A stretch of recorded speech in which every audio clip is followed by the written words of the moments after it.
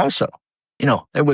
There were beautiful things said on there, and there was lovely truths that were stated, and everyone worked together in a loving way. And all the characters worked. I'm just sitting here wondering now. Suppose that one of the networks put it back into production for prime time. Not one. It would have to be NBC. They own the rights. All right. Suppose NBC, which to level is not having one of the great rating years in its history. Suppose they decided, hey, conventions all over the country, everything going on. Let's put the thing back on and see what happens. Would it work, or would it destroy the myth and the legend? I don't know. That's that old thing of, can you go home again? And it's the same. We have the gamble with the motion picture where we did 79 episodes. There's got to be one episode in that everybody's going to like. But when you come out with one shot on the movie, not everyone is maybe going to like the movie. But it would be a big question as to whether or not. Wouldn't you think the movie, though, is almost a pretty well calculated risk? I mean, the audience. Well, yeah.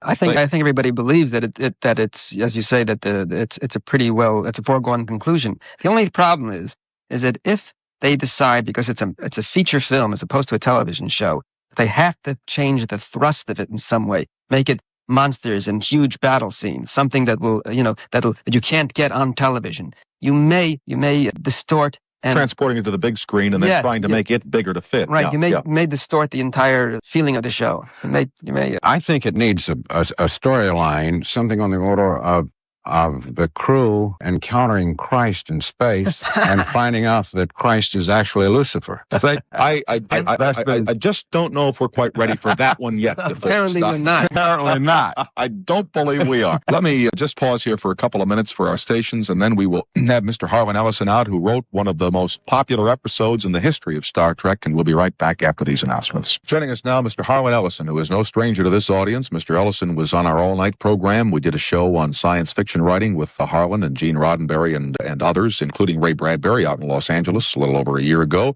And Harlan wrote what many people consider to be one of the finest episodes of Star Trek, a program called City on the Edge of Forever. It won a Hugo, which is the science fiction award that year, and also the best outstanding dramatic presentation of that season on television.